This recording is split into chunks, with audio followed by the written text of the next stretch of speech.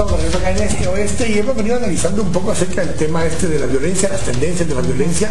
Ya vimos el tema temporalidad, el largo plazo, el mediano plazo y el corto plazo, cómo eso ha variado en los últimos 10, 12 años.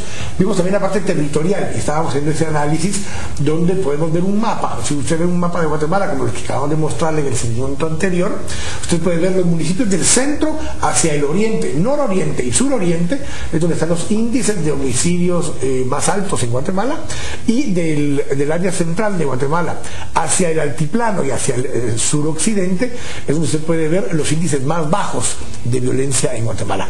Pero Carmenosa quería aportar todavía algo con el tema geográfico. Sí, nosotros lo que hemos analizado también es que tiene que ver mucho con cárteles locales o bandas locales, y también hacia dónde se está corriendo cabalmente, como decía Carlos, la pelea territorial. Es decir, cuando vemos cómo están ingresando los cárteles, sobre todo de los Zetas, ¿verdad? Que entra por la parte de Petén, toca Alta Verapaz y luego se va hacia Honduras. Si nosotros vemos de dónde está la concentración también de la incidencia de eventos de narcotráfico, está en la costa atlántica de Honduras. Y cabalmente los municipios del lado de Honduras, sí, los municipios del lado de frontera de Honduras y El Salvador coinciden con los municipios violentos nuestros. En el caso de la cercanía con México, es la institucionalización, digamos, del crimen organizado. Entonces ya las rutas están discutidas. De alguna forma también alguna gente de las instituciones del área de Huehuetenango y San Marcos planteaban que el caso de Aguasarca, por ejemplo, fue la pelea que ganaron los locales frente al intento de ingreso de los mexicanos. Entonces tuvieron que correrse para irse, digamos, sobre el Petén, Belice y Honduras. Entonces, digamos, sí tiene que ver el tema de control territorial e institucionalidad débil del Estado, porque es la que deja el espacio abierto para la pugna, ¿verdad? Para que eso se pueda dar. Sí. Pero hablando de eso, ya habíamos hablado de lo territorial un poco, pero ahora yendo otra vez al análisis de las causas y demás un poco, se argumenta mucho también el tema del crimen organizado, el tema del narcotráfico, como una de las variables principales relacionadas con las muertes violentas. Y a pesar de que hemos dicho que los municipios fronterizos con El Salvador y Honduras, o sea, los de Oriente de Guatemala, son los que más altos índices de violencia tienen, donde más muertos totales se producen, sigue siendo el área central de Guatemala. El municipio de Guatemala per se, Villanueva y Niza, principalmente esos tres municipios. Y esos tres municipios tienen poca relación con el tráfico de drogas, tienen poca relación con esa estructura del crimen organizado. Bueno, no necesariamente, porque el tema digamos, por la misma estructura de carreteras, todo tiene que pasar prácticamente por Guatemala, ¿verdad? Entonces, cuando vemos, por ejemplo, la ruta del tráfico ilícito de armas, tarde o temprano pasa por Guatemala. El tema de trata está más... Pero si lo ves un poco, que no en esa línea.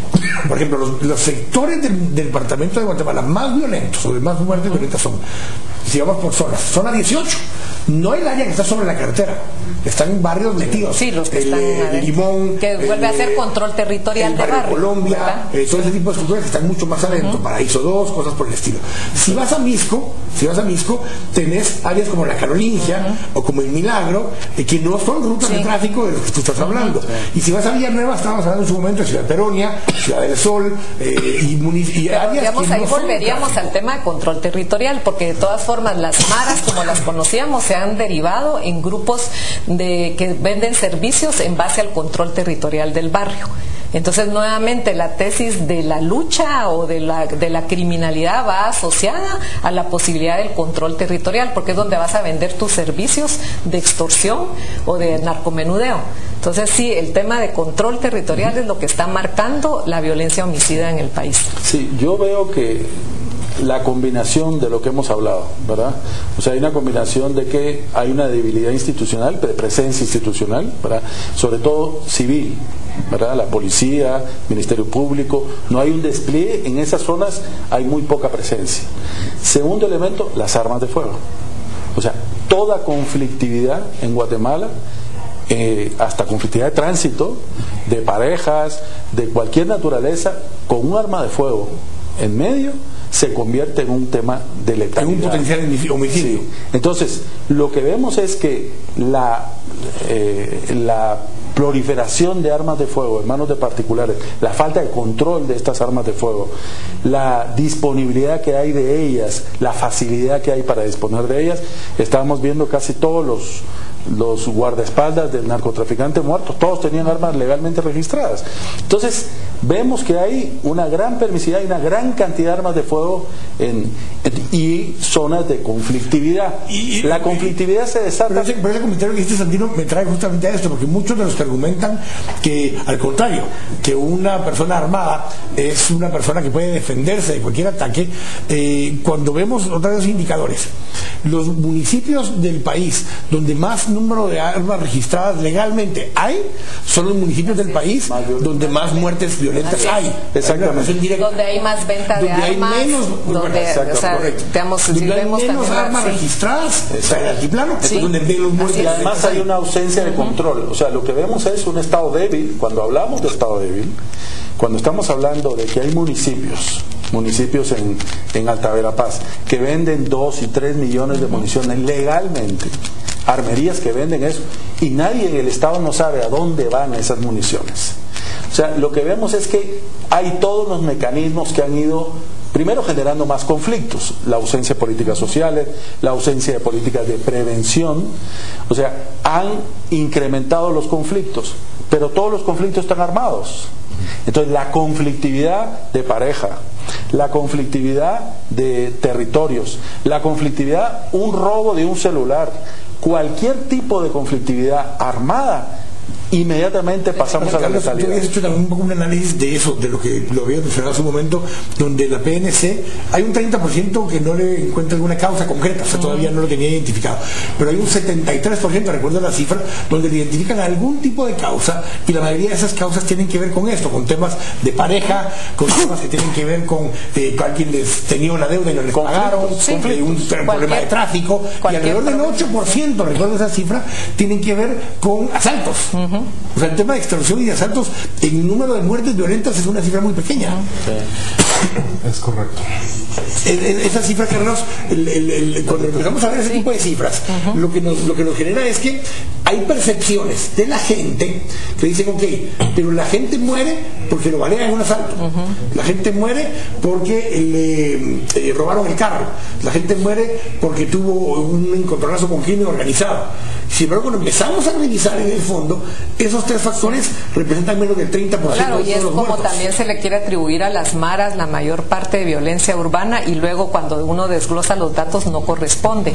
Pero yo tal vez, incluso complementando lo que decía Sandino, llevaría al tema de la política pública. ¿Cómo es posible, si se ha demostrado a lo largo de estos años que la violencia armada es la principal causa de muerte en el país? No existe ni una sola política en torno no solo al desarme, sino en torno a la investigación del tráfico ilícito de armas. No hay ninguna unidad en el Ministerio Público, ni en la Policía Nacional Civil, ni en el Ministerio de Gobernación dedicada al estudio, análisis y rastreo del tráfico ilícito de armas. Entonces las armas entran al sistema junto con las personas, el Ministerio Público continúa la investigación en torno a las personas, y las armas nunca se investiga de dónde provinieron, quién las vendió, cómo las compraron, cómo entraron al país.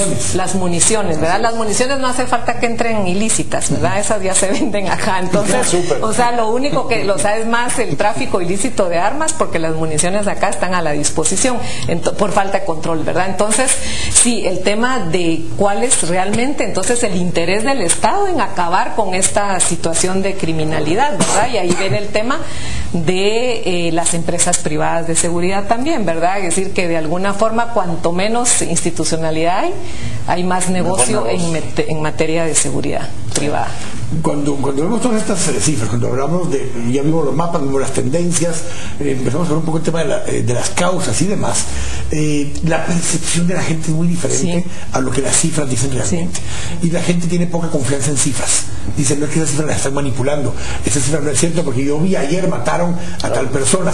El tema de Zona 15, lo veíamos con Carlos hace unos días, Zona 15, ahora que fue esto de multiclínicas, donde iba un grupo de sicarios detrás de un presunto narcotraficante que estaba en el lugar, resulta que hay 6 muertos en el lugar ahora.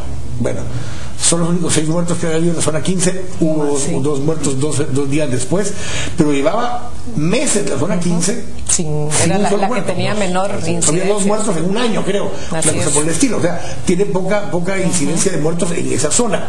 Lo mismo nos pasa con otras zonas, pero que hay un tema adicional que tiene que ver con la migración, con la población flotante, porque tenemos zonas como la zona 10, que en un momento dado, o zona 9, terminan teniendo muchos muertos en un momento dado, y cuando se les compara contra la población registrada en esa zona en particular, resulta que el índice de homicidios sale altísimo, porque muy poca gente vive en esa zona. Lo que sucede es que la población flotante que había durante el día en esa zona, tendríamos que tener indicadores flotantes, ¿verdad? Zona 1, zona 9, zona 4. Te pasa lo mismo, ¿verdad? Y también un tema importante son los medios de comunicación.